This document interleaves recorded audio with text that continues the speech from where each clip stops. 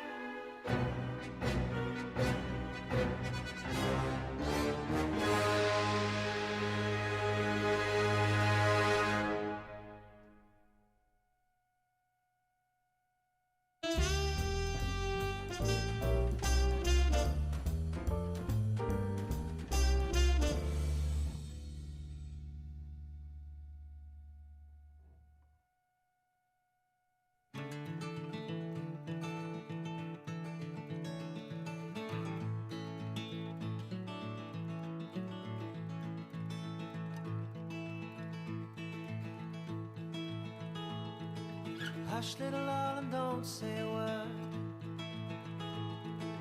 I'm gonna buy you a mockingbird. Say, darling, say. And if that mockingbird don't sing, I'm gonna buy you a diamond ring. Yes, and I know that diamond ring. Yes, I know that diamond ring is gonna shine. Darling, if you'll marry me, I'll buy you a house with a big oak tree. Say, darling, say, we'll live in the house with the big oak tree. 3 little babies on your knee. Yes, and I know that diamond ring. Yes, I know that diamond ring is gonna shine.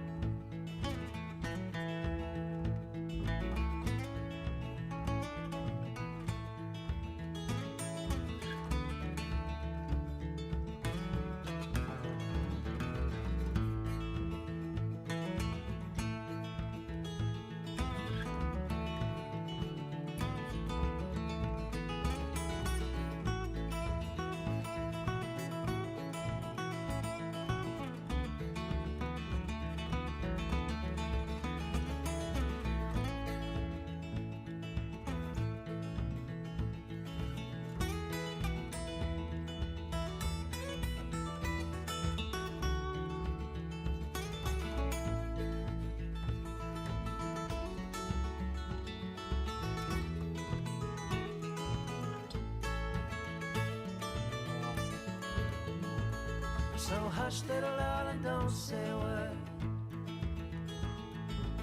I'm gonna buy you a mockingbird. Ooh.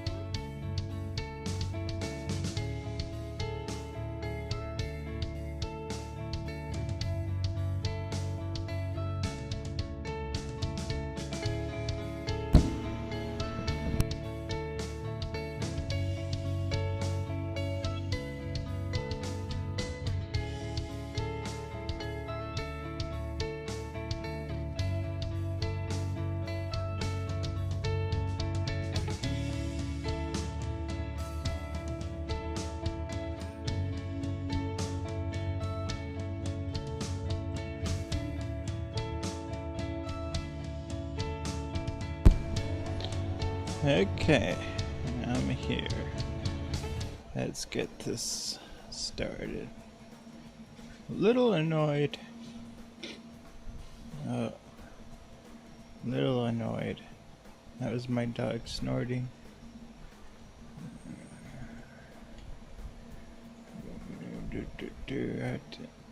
Oh my goodness. Now to do some math, I forgot how many frames I need.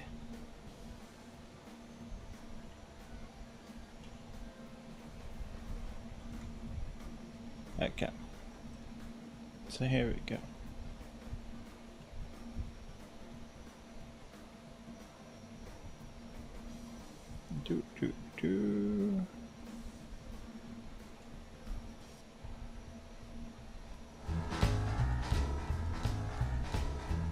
So,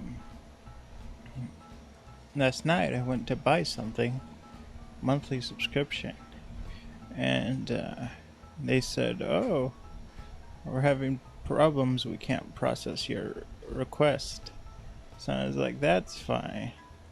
So then I wake up and they literally said, try again later. And I go to try again later. And it turns out they already charged me. Then they tried to double charge me. And now they're like, well, you didn't pay up. And so it already went through the bank. They already took out the money. So it was like, what? So that was annoying. So I emailed them. And then about 30 seconds later, they emailed me back. And it says, this is what our rules are on payments and stuff. They didn't even read my email. It was an automated reply, which is really annoying. Essentially saying we're not going to help you, it's your fault. And it's like, and then it said, you know, email us back if this doesn't apply to you. And it's just like, why did, you know, it's better to not reply back quickly than to reply back to a user who has a problem with wrong information and kind of accusatory, you know, language. And it's just like, this was your guys' fault. And they're like, oh, we can't issue a refund unless you do this. And it was just like, what? So I had to email them back, and now they're gonna email. But it would have been better if they took, like, they could even take the weekend off and email me Monday. That would be fine. But they emailed me this huge, like 900-word article, which is an exact copy of one of the Q&A articles that I already read. And it was just really annoying.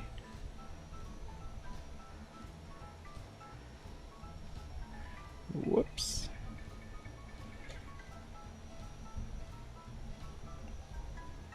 So that's what's happened. And I didn't sleep well last night. Not so much once I fell asleep, but it took a while. Like, I went to bed at 12, and the last time I looked at my clock was 3:30. So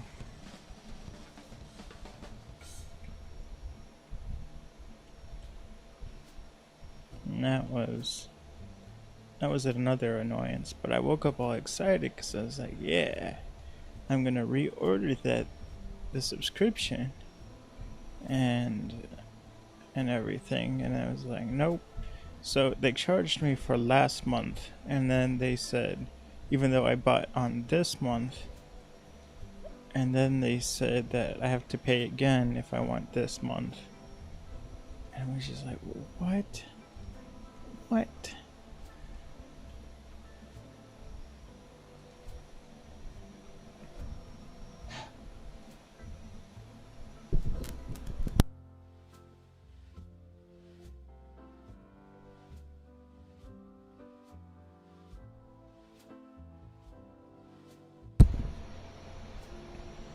So, a little bit annoyed. I already feel better, but it was just, giving an answer. The reply was literally, "We won't help you." Why would you default a response, an automated response saying, "We won't help you"? I mean, that was just stupid. Stupid. But this is like art therapy now. I'm actually really glad to be animating today. We are gonna finish animating the 35mm photographs today, and then tomorrow. So this might be a short stream because I'm able to do it relatively quickly. We have 4 more projects to animate before we go on to animating the GoPro stereoscopic stuff. Now the stereoscopic GoPro footage, which is photographs, stereoscopic photographs, the viewing angle is about 122 degrees, so very close to being 180. And so because it's so close, I'm able to kind of format it slightly different with a different placement in VR, and so you can view all 122 degrees. That's also stereoscopic, which means it's in 3D and there's depth, and each eyeball in the VR goggles gets its own image. But we actually have to do 2 edits, because one of them, it's just a still image, and that's a still image that lasts about 30 seconds. So that gives you the opportunity to look left and right and up and down. But we also release a 3D version of the video, where we have the animated effect, and that's for 3D TVs, or if you want to just view it in 3D on your smartphone with the smartphone VR goggles, you can do that. It's released in the side-by-side format, which, as I said before, it's a standard format for 3D TVs, but you can also use it on 3D monitors, and you can there are ways for you can do directly the side-by-side in VR goggles. So there are ways to do it, but it's kind of a multi-step process. Essentially what we have to do is what we do is we're gonna have to color grade the GoPro photos twice. We have to do that in the video editor, not in Lightroom, because it's 3D. And then so we have to edit for the VR, the colors, and then for the 3D video we have to edit the colors and do the animations. So that's it, we're done. Just animated 7 minutes of footage.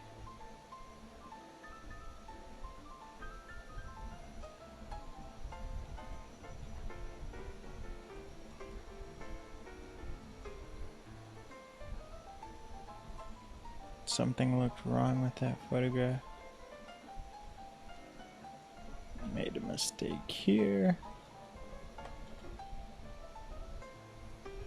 I'm trying to keep the 35mm photographs as much kind of full screen, not so much pillar barred.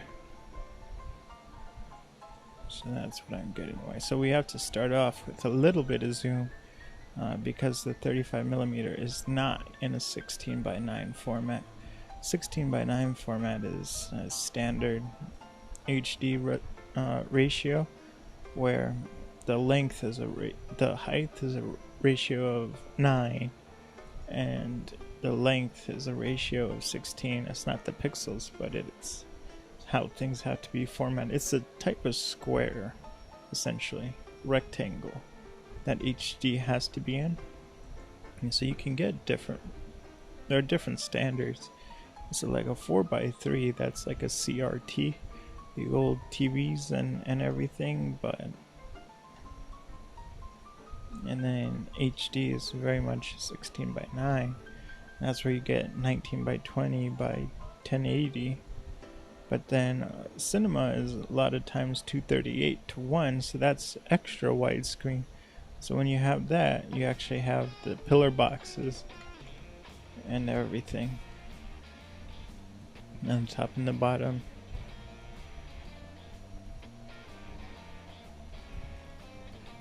So we're trying to keep this very much a full screen thing. Okay, I'll be right back. It's gonna be a quick second.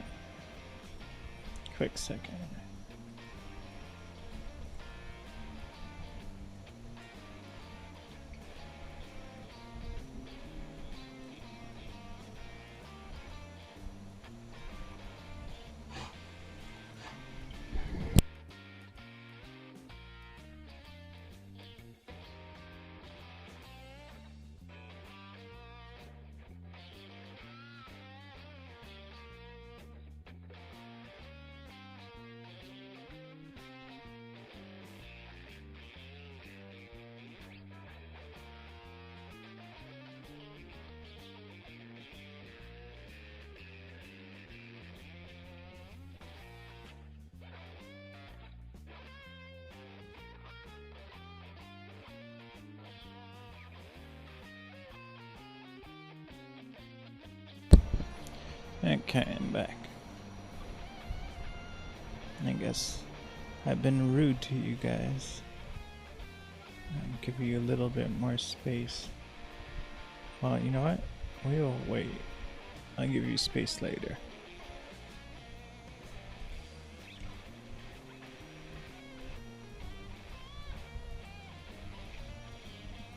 You're gonna add the animation layer.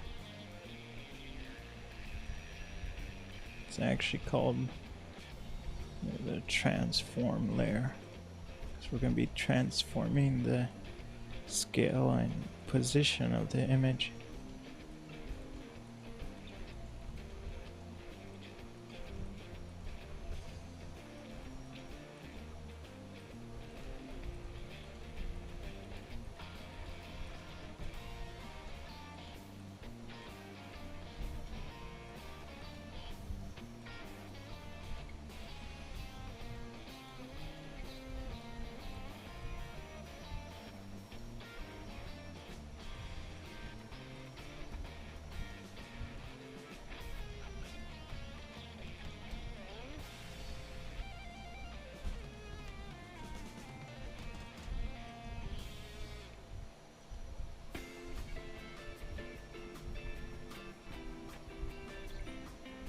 Oh, okay. Now I will enable you guys to see better.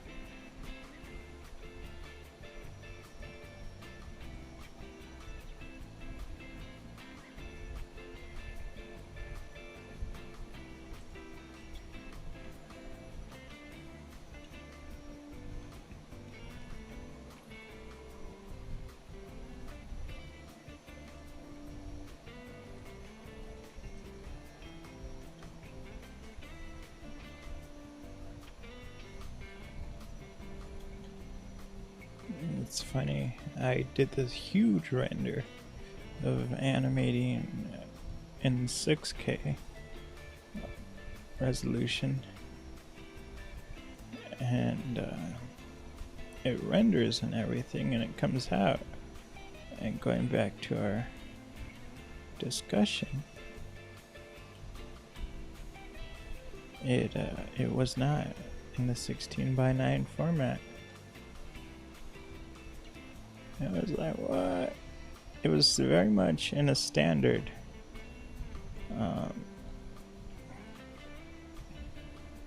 standard cinema format, but I thought it was funny because it was the pillar boxed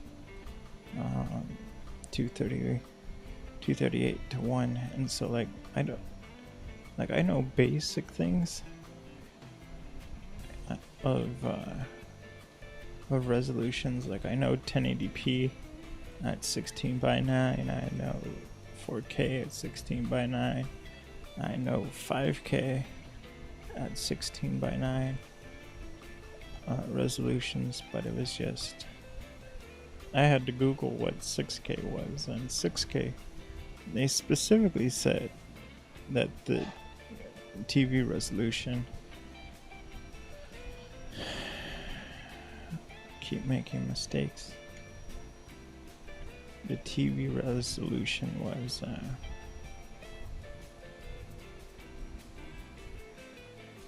was this one.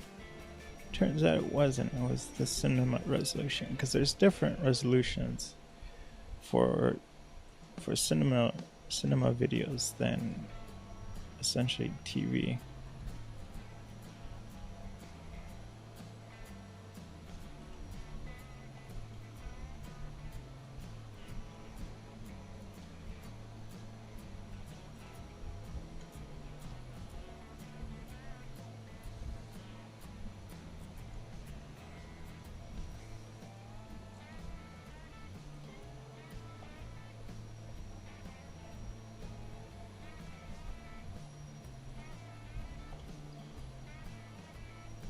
Alexandria.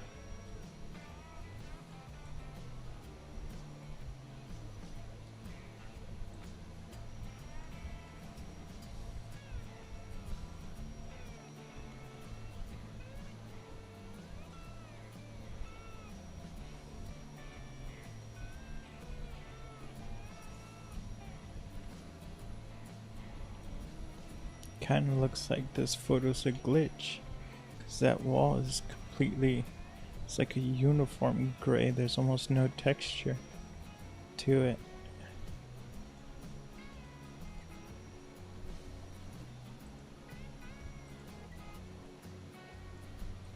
Moving a little bit slower than normal. Yesterday I ran out of coffee, so I had no coffee, and then so I was like, this is fine, I'll just drink green tea.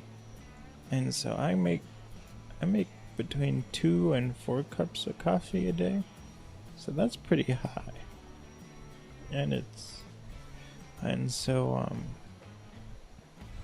So yeah, the green tea just did not do it. And so I had maybe 5 cups of green tea in the morning, and I do the Halo Let's Plays. I'm sorry, I'm trying not to burp on stream, but I do the Halo Let's Plays in the morning on the weekday starting at 11 a.m. And so usually I get up at 9:30 or 10, and then I set everything up, and then I start streaming. And that's part of the reasons why I do the pre-stream, is I get it up and running, but then I have to do all the social media postings and everything. And it's also kind of a test if my internet's working. I don't really have a problem with the ISP, but sometimes my router, like if it processes too much, it gets to slow down and then starts crashing. So like what that means is if I'm uploading maybe 40 videos to YouTube that are, each video's 20 minutes, and then I'm uploading a ton of videos again to my website, which is completely separate from YouTube. So like if I have 40 videos to upload, I have to upload 80 files essentially, because I have to upload twice.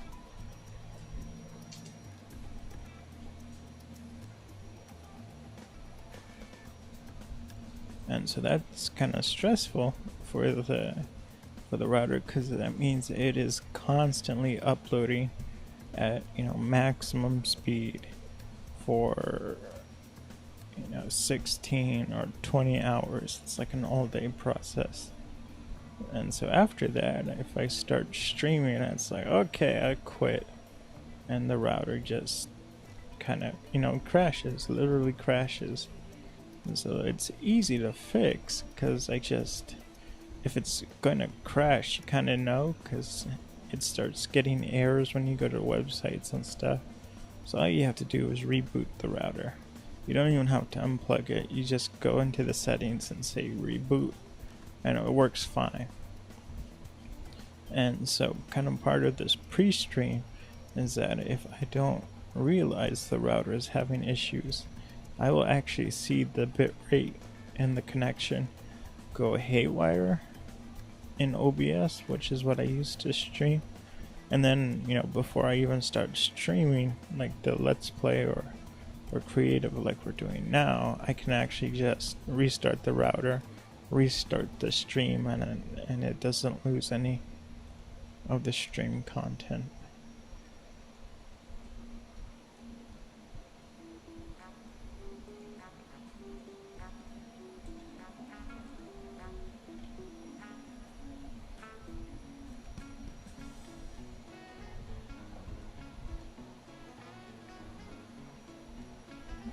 This is a place called The Last Bookstore. It's this massive bookstore. It's pretty cool. It's in downtown Los Angeles. And there's a lot of cool stuff. You're gonna see most of the cool stuff here. You've seen it here first. But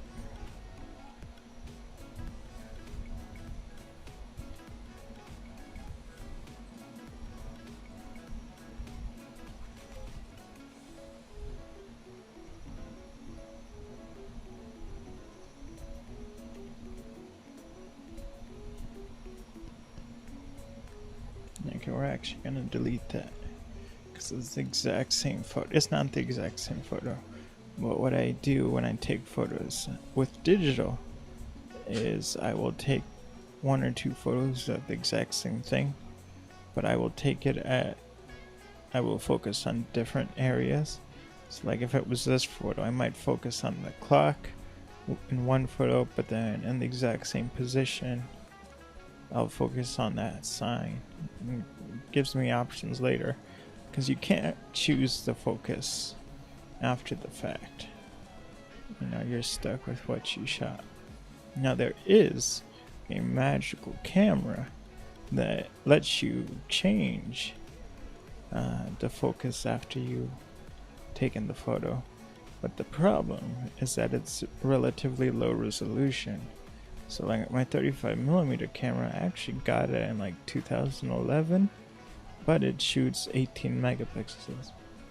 And so this new camera, the Lytros, when it first came out, you could refocus the image, but the image was essentially 4 or 5 megapixels. So that was the downside. But so how it works is it has 9 or 10 small cameras that are all focused at different focal points, and they're actually different angles. So one will be like a big zoom, one will be a little, one will be a wide angle. And this was before the iPhones and Android phones came out with the multi-camera systems. And so there would literally be between 7 or 10 small cameras, and they all take the photo, and then in software it stitches it together and figures out each different focal point.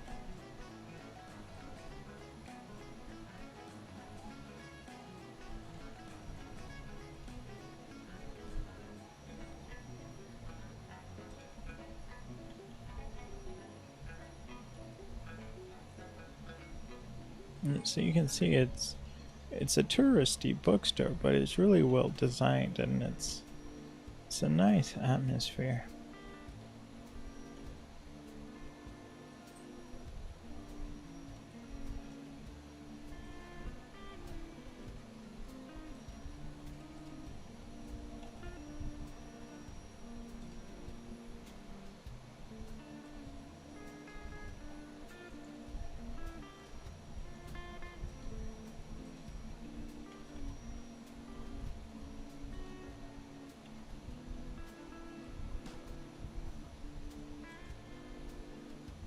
Oh, but the other thing, so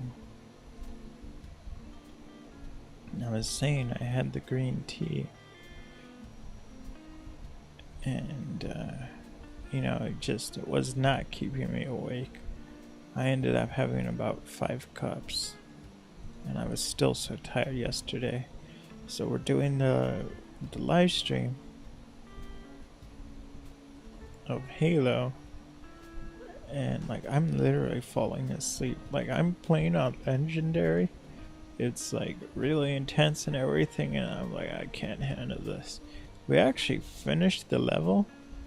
Once we do Legendary, which is what we're on right now, in Halo 1, Halo Combat Evolved.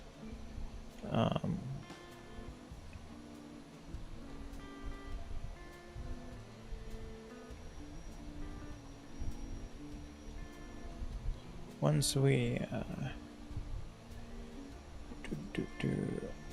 once we get to Legendary, we do about 1 level a stream, because it takes 2 or 3 hours to beat the level. And I legitimately thought we weren't gonna beat it. It took maybe 50 minutes to do the first 10% of the level. I was like, there's no way. And so it was ironic, because the level, we're getting close to the end. We only have 2 more levels, but the level was Assault on the Control Room, and that is one of the biggest levels there is in Halo, because you have to go through 2 canyons. You go in between the caves and everything. It's a huge open area, kind of. And so you do it one way in Halo, Assault on the Control Room, but then things happen and you have to come back and you have to do the entire thing in reverse. But not only is it in reverse, you have to deal with Covenant, the Flood, and the Sentinels, so it's extra hard. And so I'm playing on Legendary, and I was having a terrible time at the beginning, and then it just kept getting easier. Like the further down the level, it was like, okay, I can do this. And it wasn't so much that I was getting, well, I guess it was, I was getting better, but it was more like I was pulling out even more tricks and stuff that I know about Halo. And my fortune was just, getting better. I'm switching over to the next one. This might be a really short stream. We only have 2 more projects to edit. And we don't have to do the color grading. I don't know if you noticed, because with the 35mm, we actually do the color grades in Lightroom first before we animate. We can't do that with the 3D footage, because if we edited the photograph in Lightroom, we'd have to edit the left one the exact same way. And there are ways you can actually copy and paste it, but you would have to actually go through and check and find the left image and paste it into that. And so if you're doing 1 or 2, that's fine, but we're doing about 600 to 1200 photographs, and so that you can't do it because it doesn't scale.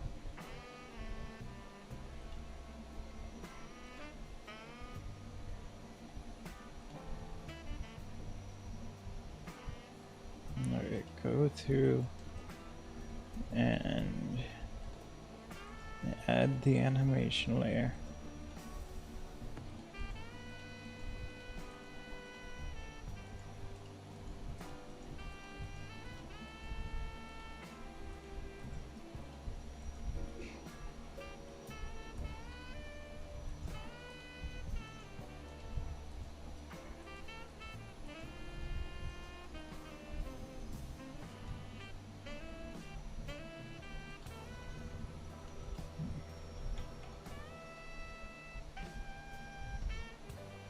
So this is a chapel, but it was designed by Frank Lloyd Wright's son.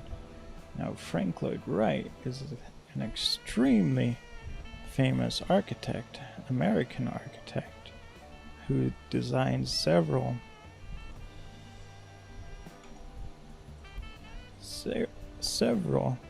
iconic houses. And like several, like there's Falling Water. That's a really good one. And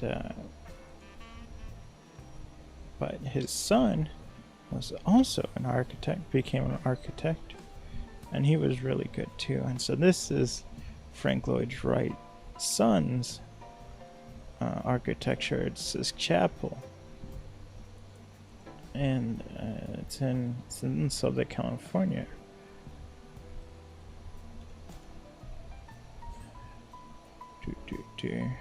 And his son, so there's Frank Lloyd Wright, and then his son is actually just Lloyd Wright.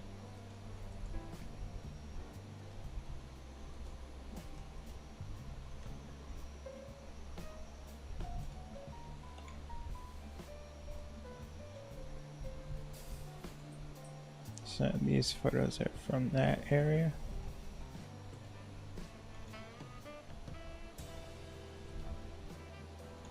And this one will be kind of a quick edit, a quick animation.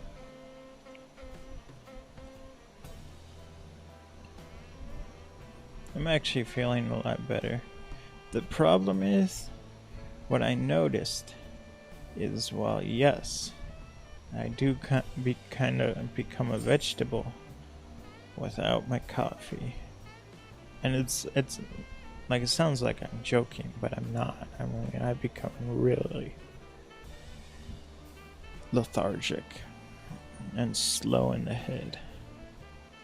And part of that is a coffee, addiction. Everyone, once anything is a habit, it is kind of an addiction. But I'm just naturally, slow and tired all the time. So the coffee really, really helps with that. But not having it, I did notice, and I knew this all along, but not having the coffee, it was just like, yeah, I'm slower, but I was also more relaxed and had less anxiety, and so a lot of it was slower and in control. And so that was nice. But again, it was just like, I was 2 seconds the entire day from falling asleep. I still managed to accomplish some things. I wrote this small program that goes through photographs and does overlays on them. So like I have another program, and you drop your video files in it, and then it will go through the video file. And you tell it, okay, I want a screenshot every 30 seconds. You can say every 10 seconds, every 1 second. Or you can say I want a screenshot 3 times a second. And so it will go through and it will actually extract the frame. And so I say screenshot just because that gives you a good visualization. But it's actually a direct frame from the image, from the video. So if your video's in 4K that you drop in, then you get an exact resolution of 4K out. But if you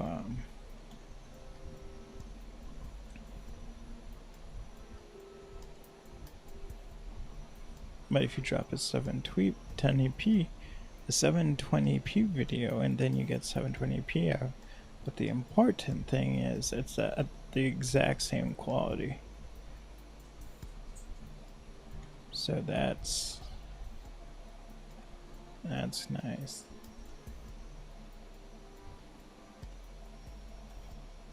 I feel like I made some mistakes.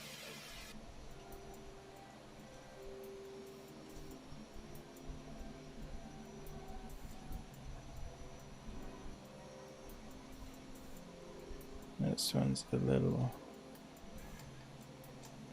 needs some adjustment.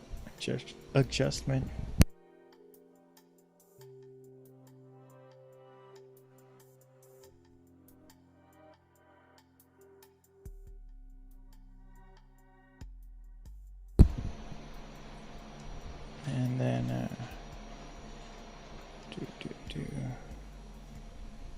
But the other reason why I couldn't sleep last night was I went to a fast food place, Del Taco, and they only have, that's my dog, they only have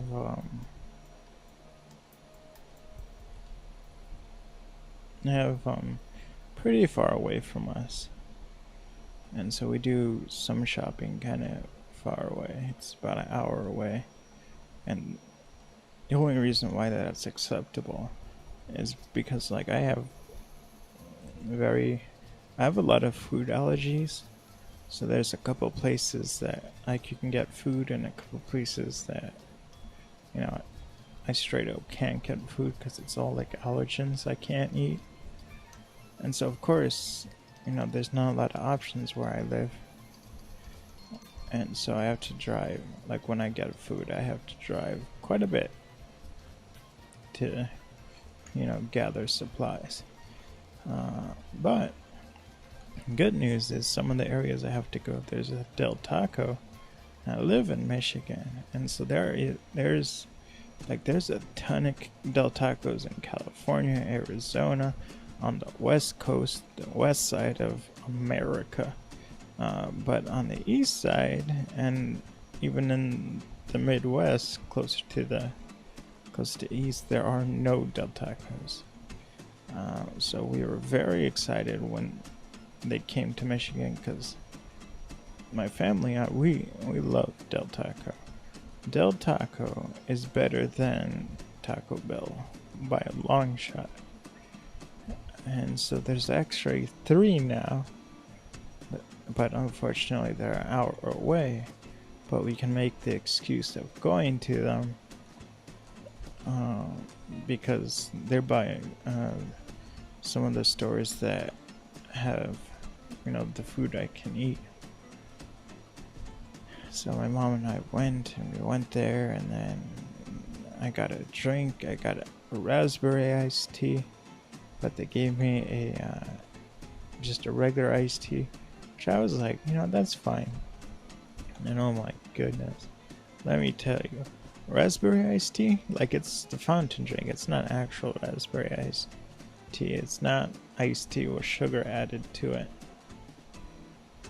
But so straight up iced tea has just the same amount of caffeine as coffee. So I drank that at around 6 p.m.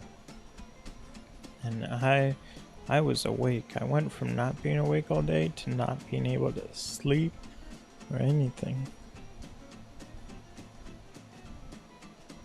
So I will be back.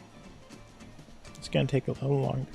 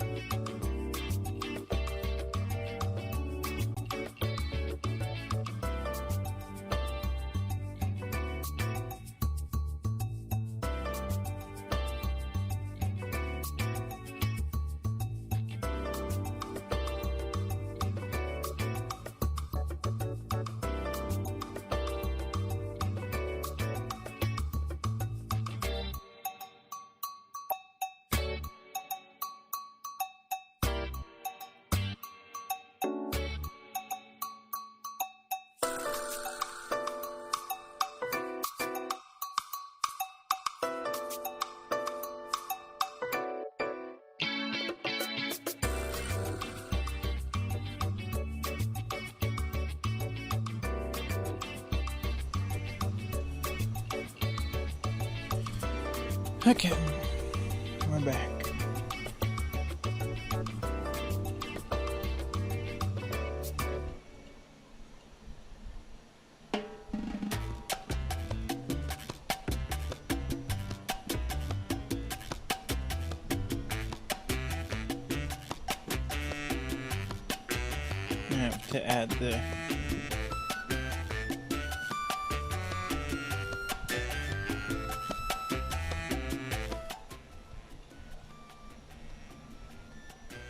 I have to add the transform first, because once I do that and then I tell it to add the effect strip, because the transform is an effect. You have your effect strips and then you have your kind of media strips of things like audio, video, and photos. But once you set the first effect strip, which is a transform, you have to actually apply the transform. Then what I'm doing is I just add the effect strip, and what it does is it just adds the last effect strip you used. So that's why I have to do it a little bit different in the beginning. So you can see sound, image, video, mask, and then all that. And all this is the effects you can add. And it's really cool is you can do a lot of overlaying and everything. Kind of like where when you deal with the layers, it's kind of the same type of stuff you would do in Photoshop and everything. And you could be saying like, oh, well, why don't you use After Effects? And the answer is because After Effects isn't as reliable. Like Blender is a little bit slower, but you're almost guaranteed to get the export done in a consistent time. So it might take 3 seconds per frame, and yes, After Effects could do that, could beat that in time, but my experience with After Effects, and especially Premiere, is that a lot of times it will crash mid-encode, and there are actually some times where it straight up can't process.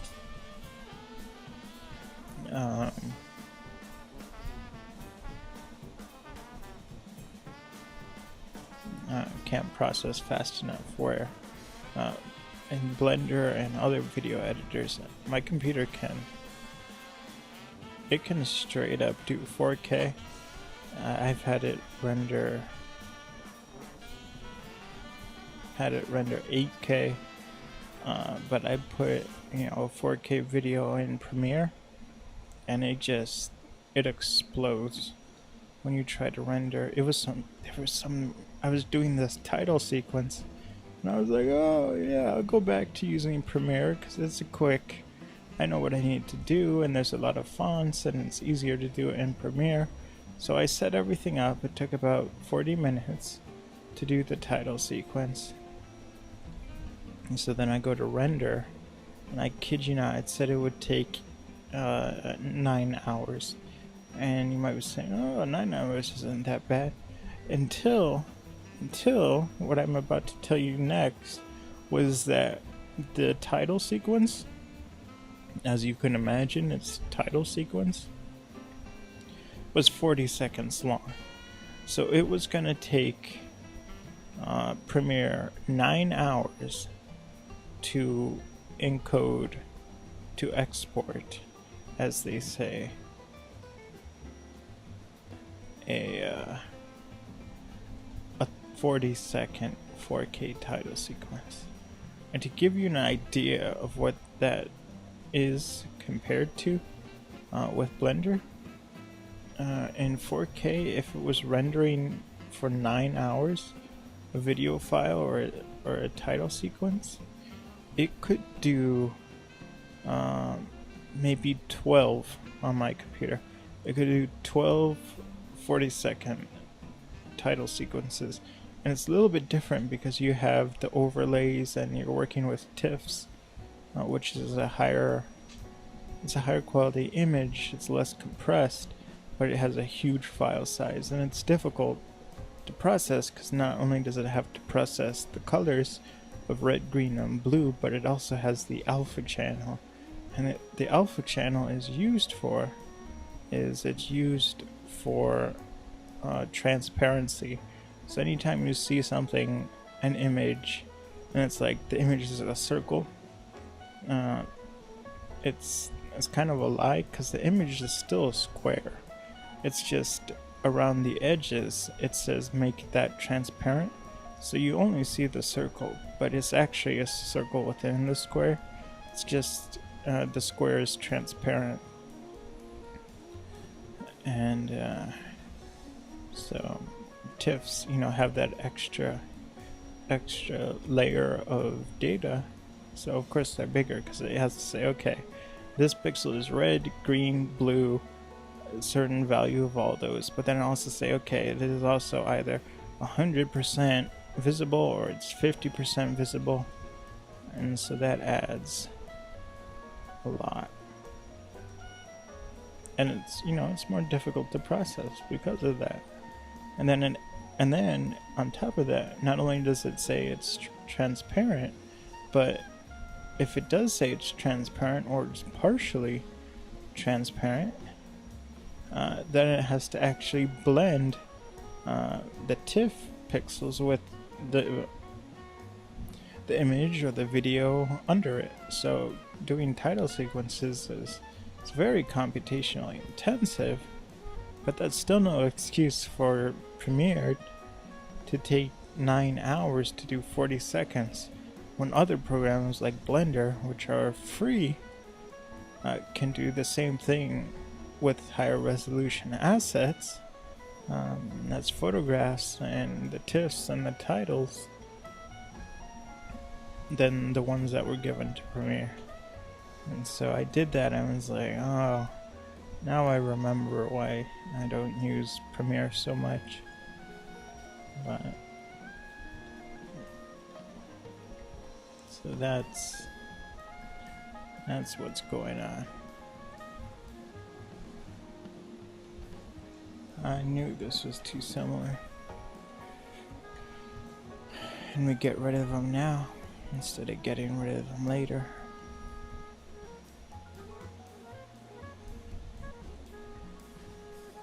Anyway, going back to what I was doing yesterday. So I was doing all these I was talking about, I probably don't even have time to tell this story, but I was doing, I was talking about that program I wrote that takes a screenshot of a video like every 10, 30, or 40 seconds. You can arbitrarily say whatever second rate you want. You could say, okay, take a photo every 5 seconds or 3 seconds. It doesn't matter. It's user defined. But I was doing that for the old Halo streams because I want the social media announcements to have the Thumbs United either logo or it says, we're doing all the Halos, all the difficulties, instead of saying using the same thumbnail all the time. So I did that for Halo. I actually did it for Halo 1, even though we're almost done with it. But for Halo 1, 2, 3, 4, 5, and ODST. And so I said, take a photo every 40 seconds from this video file, which was the stream, the whole 2-hour stream. So each one would come back with like 1,000 photographs. And so yesterday I sat through and I picked the best ones. And so essentially each game had about 140 pretty good images. So I'm planning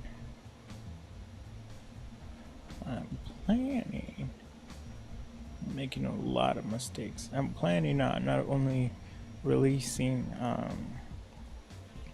as I do the live streams, the announcements, but I kind of made like a side thought of I could just trickle out some of these screenshots because they're pretty cool as, you know, a quote-unquote video game photographer. So that will start to be trickled out. And so what the second program does is it allows me to put the overlay, or I design, you know, Thumbs United, all the halos, all the difficulties in text and Photoshop, and then I export it as a TIFF, and then the program I wrote will say, okay, I'm going to apply this TIFF file and overlay it with all the images in this folder. So I did about, I think it was a total of 600 images about that it went through, and I put the overlay on, and I had to rewrite it a little bit, the program, because I got even fancier. I was like, you know what, I'm gonna have an overlay for each Halo and have it be different, so it will say like Halo 1, Halo 2, Halo 3. And so I made it so that it will actually check the folder and say, okay, this is a different overlay, I'm gonna apply this overlay to only the photos in this folder, and then it moves on to the next folder of images and applies the TIFF file, and that's in there. So I got that all set up, and then I'm gonna do this rapid animation file of the master photographs, which is an original series of photographs, one of the first ones I ever released, and they were used in Photations Mark III, but I'm going to be doing longer format specifically for Twitch for our produced content reruns.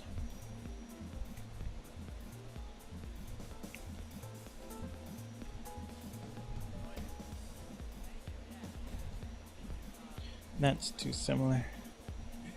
And so we're gonna end the stream, and then I have a little bit more formatting of that to do, getting the project all set up right and everything, and then I'll be animating that for the rest of the day.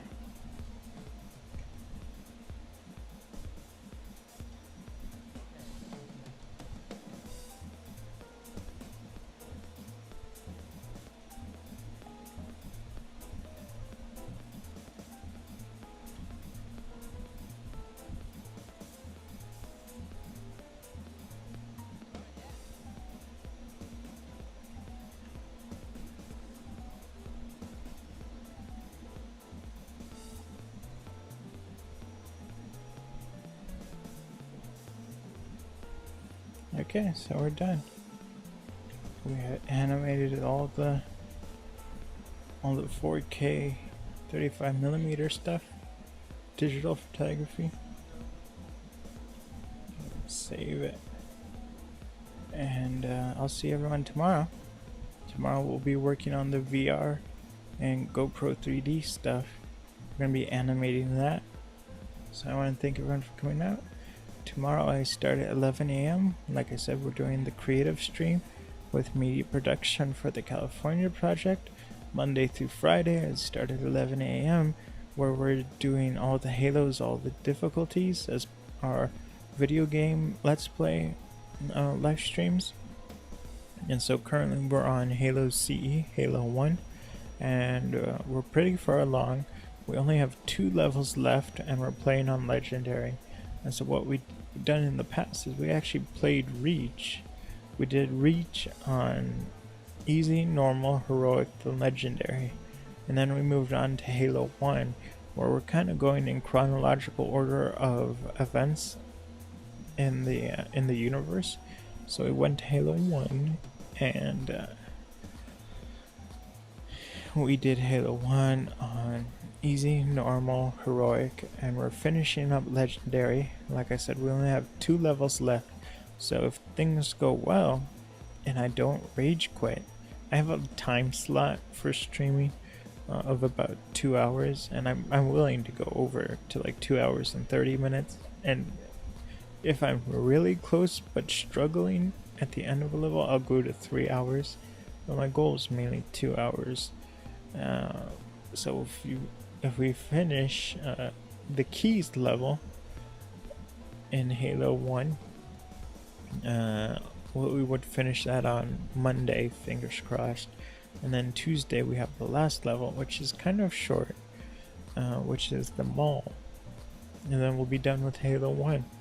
And so the plan is on Wednesday we start Halo 2, which is one of my favorite Halos.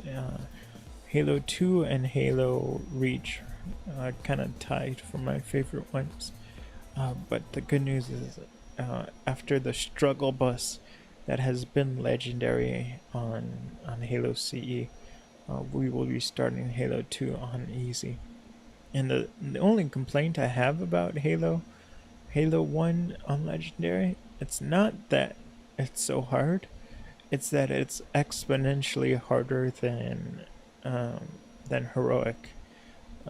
Heroic was actually extremely easy compared to Reach. Reach is easy, is kind of like Halo's normal, but Reach is consistent, where it's like you start on easy and it's, you know, this difficulty, and you go to normal and it's a lot more it's, you know, consistently it's like 25% more difficult. Then you go to from normal you go to heroic, and again it's consistently an additional 25% more difficult, and legendary is the same, it's 25% more difficult than heroic. And so it's a very even scale of difficulty, and legendary is still impossible, but you do it anyway. Where Halo 1 was easy is beyond easy. Like, I could play Halo 1 with one hand in my nose on the trigger, not on trigger, but on a joystick, and still beat it. And then normal is still easy. I mean, it's a little bit hard, but not that much. And heroic, I was really surprised in Halo CE, because I don't remember it being that easy. It was like a piece of cake. And so with that, they lulled me into a false sense of security, and we're like, oh, legendary is not going to be so hard. But legendary, instead of being 25% more difficult than Halo on heroic, it was like 10 times harder. And it's like, where did this difficulty come from? My goodness. But we're almost done, so that's good. So tomorrow is creative, or we will be streaming more animation, and then we're going to start a rerun of travel photography and landscape photography after this. And then on Monday through Friday, we will continue our Halo Let's Play of all the Halos, all the difficulties. So I want to thank everyone for coming out. I'll see everyone tomorrow. Bye-bye.